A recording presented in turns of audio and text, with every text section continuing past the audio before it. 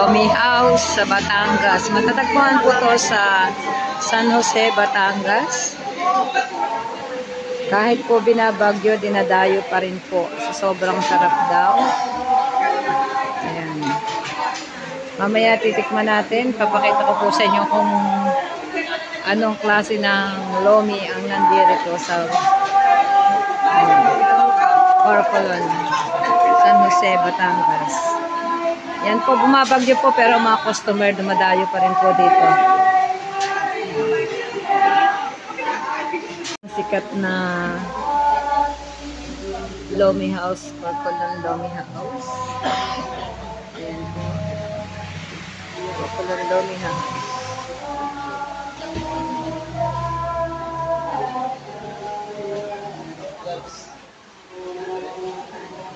Ang dami pong tao.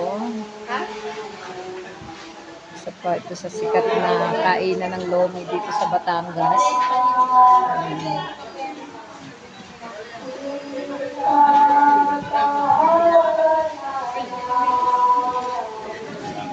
Guys, ano pong masasabi nyo sa dito sa isang restaurant dito ang sikat sa Batangas?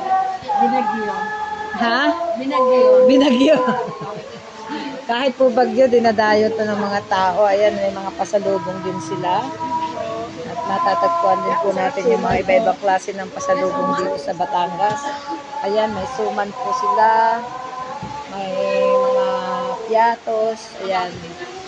Ang dami pong piyaya pala, sorry. Ayan. Mga pasalubong po. Dito rin po maraming pasalubong. Charon. Ayan. Ito po ang Corcolon Lomi House sa Batangas.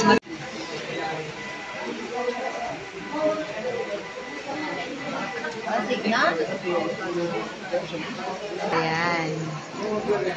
Ito po.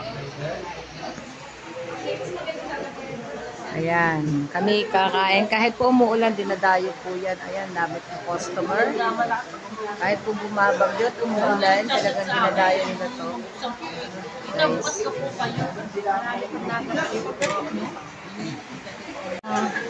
Lomi dito sa Corcolon. Ayan. Ayan po ang lomi dito sa Corcolon.